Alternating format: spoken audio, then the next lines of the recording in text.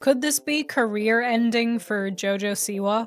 Honestly, yeah. What's crack? It's VangelinaSkov, and welcome to another episode of Caffeine Addiction Can Affect Anyone, even your grandmother. With the subplot this episode being, yes, I did my hair, yes, it looked nice when I did it, yes, 5 minutes after I did it, it did this, and it went frizzy.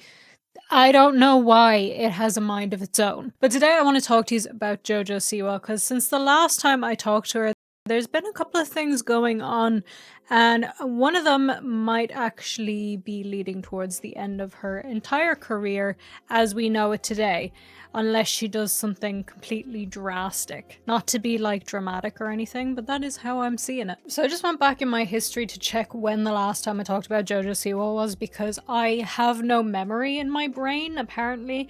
The last time was actually 4 months ago, because one of my videos on her got copyright claimed because I had used her music video, just a section of it, without any audio. That still pisses me off. And before that, it was talking about the shenanigans she was getting into on stage with the drinking, with the weird dancing while kids might have been there, stuff like that. And of course, we all know all the other stuff that's been going on. Her questionable actions when it came to things she was alleged to have done to XOMG Pop, as well as things that she had said about Colleen Ballinger, and just her general all-round JoJo-ness. But since then, a lot has happened, and it all begins with Beyonce. Now, I don't know if you've been on the internet recently, but over the last while, some stuff has come out about certain celebrities. And there was a whole thing going around on TikTok a while ago where people were saying that celebrities have to thank Beyonce in their speeches, and it became somewhat of a meme, to be honest, because people were saying, like, Kanye wasn't, interrupting Taylor at the VMAs. He was just saving her from Beyonce. And, like, everybody saying, thank you, Beyonce, on their essays for college and stuff like that. And Jojo decided to join in on this meme, forgetting that she is actually a famous person. And the meme only kind of works if you're just like nobody and you write it on a napkin for no reason. So she was at a dance awards show and she went up to accept an award, and she decided to thank... Who do you think she thanked? Beyonce, of course.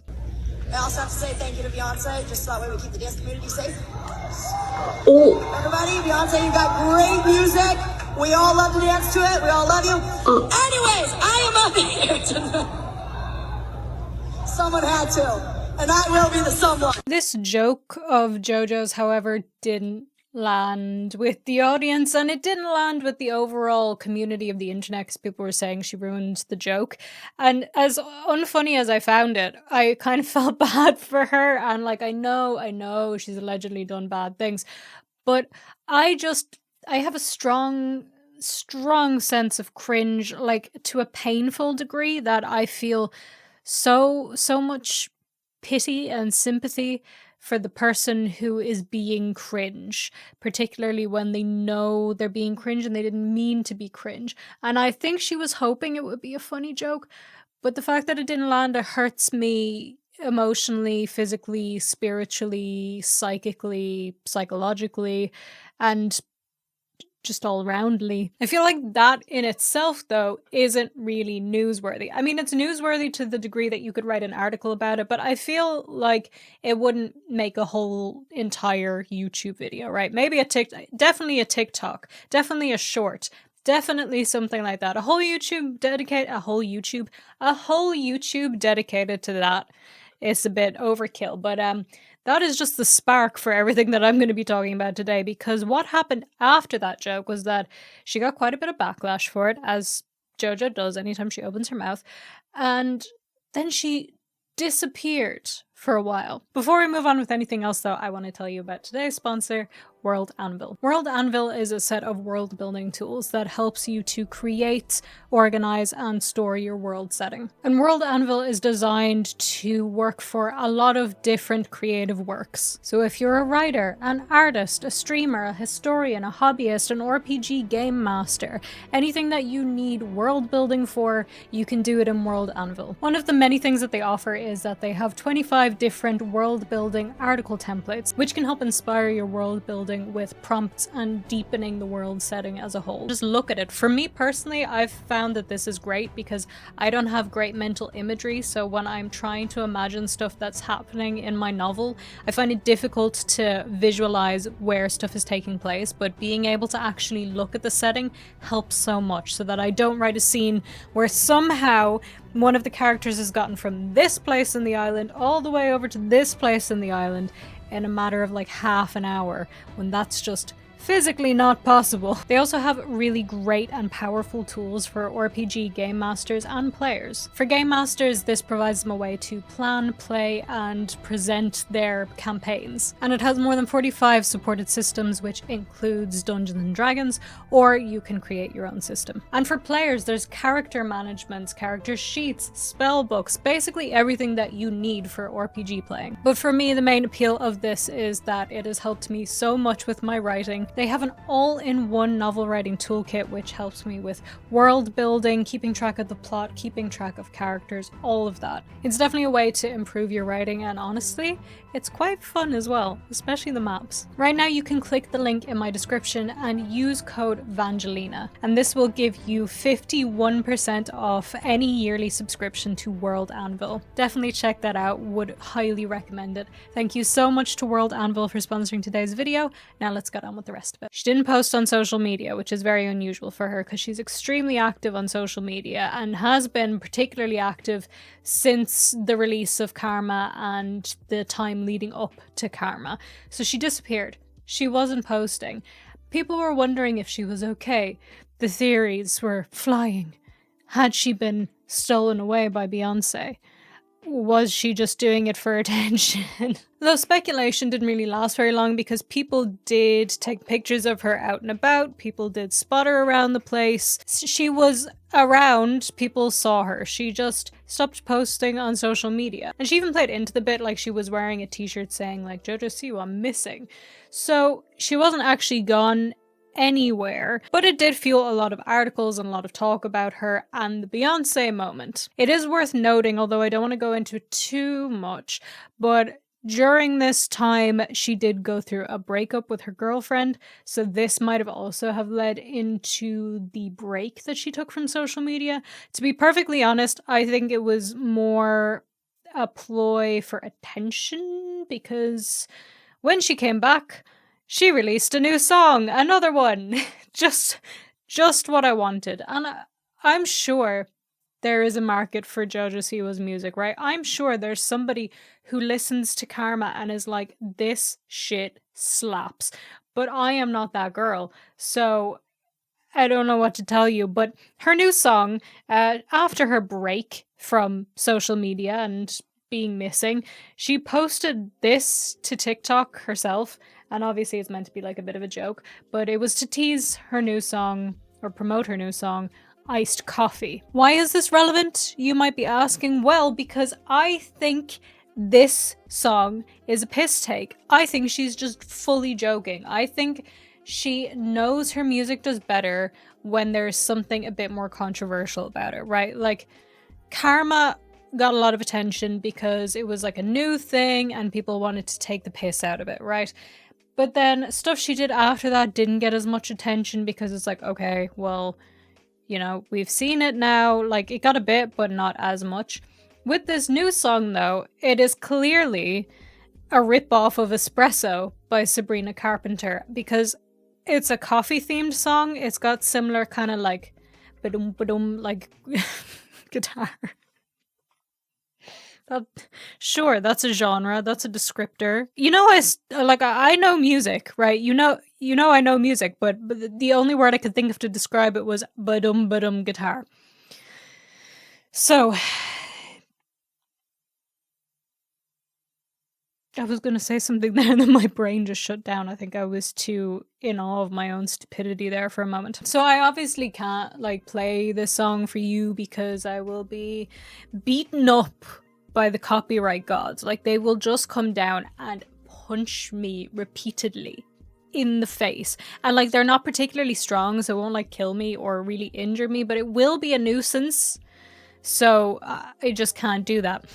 So I guess I can show you some of the lyrics and you can see what I mean with this being like a ripoff of Sabrina Carpenter, as well as also having like some really out there lyrics and pretty shit lyrics that kind of make it obvious that this was not something that was supposed to be taken too seriously. It was supposed to be a joke, at least in my opinion, at least in my hope, because if she was fully seriously trying to make this song a thing and like put out a song called Iced Coffee after Sabrina Carpenter's Espresso was massive with these weird lyrics, and I don't know. Now, I was originally planning to sing Iced Coffee for you. I even like figured out the chords on guitar. It took all of 20 seconds, but that, you know, I still had to like pick up the guitar in my hand. But it's now late in the day and I feel like my neighbors don't deserve that. So I'm just gonna read them to you, not all of them. Maybe all of them. Let's see. Actually, all of them. This is now a dramatic reading of Iced Coffee by Jojo Siwa. I need my iced coffee, baby. Not iced baby, just iced coffee, baby. Wake up in the morning. Let's go. You can flip me over like a fresh pillow. We be underneath the sheets getting sweet and low. Shooting espresso?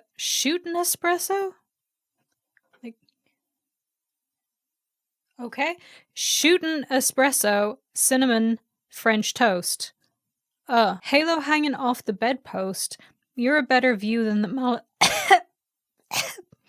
What happened to me there? You're a better view than the Malibu coast. I'd be getting lucky charms when I taste your rainbow. Take a sip. Hello. Make it drip. Hello. I can't function without you. I'd be nothing without you. Hopped up, I'm all about you. Ever since I found you, yeah, I need you like iced coffee, first thing in the morning, again in the afternoon.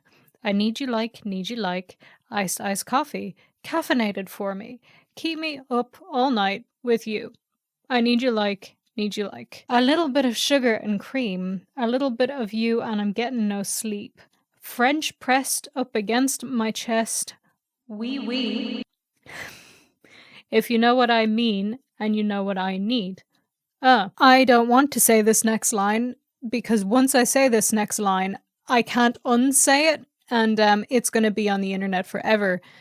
But I'm doing it for you, so you better appreciate this, okay? I'm going to say this really quietly, because I'm actually, like, low-key, high-key embarrassed. I have to say with a straight face. Right. Love the way you grind in my bean. Something about you turned me into a fiend. Got me feeling brand new. Got me going full steam. No, we're cool, baby. I ain't spilling no tea. Then the chorus again. And then the chorus again. And something about driving me crazy. And iced coffee. So that was that. And I regret that immensely, and you better have appreciated that. If any of you skipped this part because you didn't care, I just suffered for you and you skipped it. You now have to watch this video 3 more times for my watch time. So that's Iced Coffee. Clearly not great lyrics. Now, not all, a lot of songs have really bad lyrics, and that's okay. I myself, not an amazing lyricist.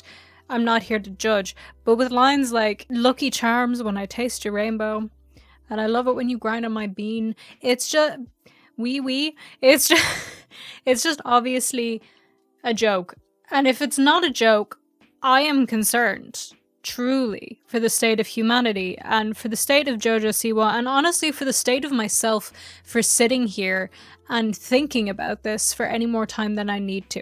But that was Jojo's return from her break, right? And then she went back to posting as she does, and people, as they do with Jojo Siwa, we're finding her just a bit annoying. We're finding her just a bit irritating. And then it all changed because we got a post from a TikTok user. Bruh, imagine if we all just started ignoring celebrities. Like, how hilarious would it be if they posted and got like 13 likes? And this ended up with people commenting, maybe we should make it Jojo Siwa. And so they did. And credit to the internet, they have been carrying on with this for quite a while. Like, the attention span of the internet is normally like max 3 days, and then they're on to a new thing. This has been going on for a little bit, and they're still ignoring her. And I say ignoring lightly because if you go to Jojo Siwa's TikTok account, as I am doing right now, on her last video, she got 97,000 likes, which is obviously a lot. Like, I've never gotten 97,000 likes on anything in my whole entire life, so I'm not disputing that. But it has a lot more views because the top comment on this has 387.1k likes, and it says POV. You saw the video about ignoring Jojo Siwa. Who else came from the ignoring Jojo Siwa post? So we all just not gonna like it, huh? I love supporting small creators. Now, as you can see here, people are going out of their way to not like the video. However, all I want to say on the matter is, if you are really, really wanting to take a trend seriously like this, would you not also not comment? Because you're interacting with the video a lot and spreading it around a lot, and liking the comments on the video is going to spread it more. Isn't the point to not do that? Like, I get the spirit, right? And I'm not condoning or non-condoning this. But if you really want it to work, don't you have to like not comment? Because it's not really having the same effect for me as a viewer of this. It's not giving me that, oh my god, she's getting like 3 likes when there's like a billion comments, you know, with like 300,000 likes on them. And like all of her posts are looking like this now, so she has like, basically she's just getting ratioed. Like, she's getting, for her, no likes, because if you go back to before this whole thing started of people not liking her stuff, she had like 2.5 million likes on one thing, 128,000, 500,000, 160,000, 300,000, 650,000. I'm not going to put these on screen because honestly, that just adds more editing work for me that nobody's even going to care about. You just take my word for it. You can scroll her thing. And then, like, now it's, like, way less. The one I showed you has the most likes out of anything. The other ones have, like, 40,000, 20,000, 75,000, like, stuff like that. So she's getting a lot less, and the comments are getting more likes. Like I said, me as a viewer, I'm seeing this, and she's still getting a lot of likes. She's still getting a lot of comments. But from Jojo Siwa's perspective, and from the perspective of her as a brand, and other brands that might want to work with her, this is actually quite bad. Potentially quite bad, and it could genuinely, and not to be dramatic, lead to her entire downfall. Because if this continues, if people just keep up with this forever, nobody's going to want to work with her because she's not getting engagement on her posts. Because a lot of stuff nowadays is based on social media, right? And if she's not getting engagement, she's getting like views but no engagement, and like people actively trying to ignore her and stuff, it does not look good for her. She's also going to have a harder time promoting her music unless she does stuff that is outrageous and a joke, which I think she's going to start doing more and more of. Like, I feel like at some point she really did want to do this seriously, but was it in the cards? I don't know. I mean, it hasn't been that long since she started her whole music career, so she still has time to turn it around. Check out my Marketing 101 for Jojo Siwa video. I didn't do that video, but I did talk about it in my first video when Karma came out. This could affect her deeply. I mean, brands are going to see this. When you work with a brand, they don't just look at like your followers. That's one of the last things they look at, I feel like. They want to know your engagement, your views. Are people like interacting with the comment? Now, she's not really somebody who gets a lot of sponsors. I don't think she does do sponsored stuff really, so that's fine. But like in terms of working with other people, being invited to events, promoting her music herself, promoting anything herself, how's that going to work now? If it continues, if it gets worse, it looks really bad for her because her whole thing is being online. Now, there are some ways she could get herself out of this hole, right? She could take a completely different approach to social media. If I was her PR manager, right, and I don't know why I'm not a PR manager, because I'd be so good at this. Actually, this just feels like what I'm about to say is manipulation. I shouldn't be a PR manager. I don't have the stomach for it. I'd be like, just stop being an idiot whenever somebody's being an idiot. But if I was a PR manager with no morals, I would tell her to be vulnerable online, right? To show emotions, to show things that she's feeling insecure about, sad about, and stuff like that on social media. That would get some attention if she was being, for several videos, just genuine and vulnerable and stuff like that. People would start to feel differently about her. If she toned it down, if she toned down the memeing, the jokes, if she toned down the taking the piss and the weird dancing and the rhinestones and the glitter, dear God, like the amount of microplastics in that girl's body must be insane. If she toned all that down and just did like a whole kind of chill, casual, genuine, vulnerable thing where she's talking about her feelings and her insecurities and her hardships and stuff like that, people would react so well to that. They would. Like, there'd be a couple of people being like, oh, we're not buying it, but the majority of people would. And it would also shift public opinion, I think, of her a little bit, especially if she then approached her transition into different content, you know, strategically, smartly. I still also think that she should dye her hair brown or black. But she's not, or red. She's not going to listen to me. Why isn't she listening to me? I am so smart. Why does nobody listen to me? Why can't I apply these smart tactics to myself? Probably because I have some morals. But I feel like if this is a complete tangent, but if I had no qualms about being fake, right? Because I come on here, I'm me. I talk the way I want to talk. I don't make stuff up, right? I just make videos. But if I really wanted to, I feel like I could truly put in a little marketing plan in place to just become hugely famous. Maybe I should just do it as a social experiment, see what happens. Why not? Why not? But all of this is to say that I think that Jojo Siwa is completely screwed if she doesn't change up her tactic quickly, because people are sick of it. They're bored. They're not finding it interesting. They're not finding it entertaining. Like, for a while, she will get the views and the likes and the attention because people are going, haha, Jojo Siwa do crazy. But like, when that goes on for so long, people just get used to it and it becomes the norm and it becomes boring and it's not newsworthy anymore that Jojo Siwa is doing a weird dance to something, you know? That's not news anymore, so she has to change it up because people are going to continue with this ignoring trend. Like, if it has gone on for this long, I have a feeling it'll go on for a while unless she takes some kind of action. And if she genuinely wants to continue her online career and to grow a music career based on her social media presence, then she needs to pray to somebody. Tree Pain. You know what? If you're having a PR issue, just pray to Tree Pain. That's what I'm going to do. She's going to be my new deity. I'm just going to pray to her for everything. Dear Tree Pain, please make me really rich and have everybody love me. Thank you. See? Manifesting via Tree Pain. Anybody who doesn't know who Tree Pain is going to be like, what is this girl saying? What is a Tree Pain? I'm not going to enlighten you. You just have to figure it out for yourself or just live in ignorance. Whatever you want to do. You know, it's your life. You make your own decisions. Be your own person. Unless you're Jojo Siwa, in which case listen to my PR strategies. But what do you think? Do you think this is going to be the end of her career? Do you think this is the end of Jojo Siwa as we know it?